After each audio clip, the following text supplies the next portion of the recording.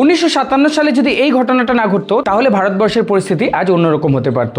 লাদাখের উত্তর দিকে এই যে অংশটা ছিল এটা হচ্ছে আকসাই চীন, আর এই আকসাই চীনের প্রায় 38,000 বর্গ কিলোমিটার কিন্তু এখন চীনের দখলে রয়েছে।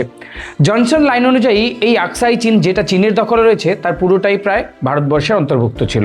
কিন্তু 1952 সালের পর থেকে চীন যখন তিব্বত দখল করে নেয় তখন চীনের শিনজিয়াং প্রদেশ আর দক্ষিণ তিব্বতের সঙ্গে যোগাযোগ স্থাপন করা চীনের জন্য অনেক গুরুত্বপূর্ণ হয়ে ওঠে। আর সেজন্যই তারা কিন্তু কাশ্মীরের জনমানসহীন এরিয়া রয়েছে সেই এরিয়াটাকে ফোকাস করতে থাকে এবং ধীরে ধীরে সেখানে তাদের সামরিক উপস্থিতি বাড়াতে থাকে। আজকে যেখানে G219 হাইওয়ে গেছে সেই হাইওয়ে নির্মাণও তারা তখন থেকেই কিন্তু শুরু করছিল। ভারতবর্ষের তখনকার চীনের সাথে সম্পর্ক ছিল অনেকটাই আইডিয়ালিস্টিক এবং ভারতের প্রধানমন্ত্রীর কথায় তখন হিন্দি চিনি ভাই ভাই এই ধরনের একটা সম্পর্ক ছিল যে চীনের সাথে আর যাই হোক ভারতের কখনো সীমান্ত বিরোধ লাগতেই পারে না। আর সেই সুযোগটাই কাজে লাগিয়ে কিন্তু চীন তাদের উপস্থিতি সেখানে অনেক মজবুত করে ফেলে।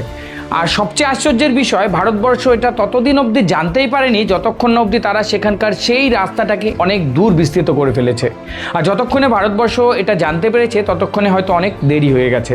আর 1962 সালের যুদ্ধ কিন্তু এরই অনেকটা পরিণাম বলে মনে করা হয়।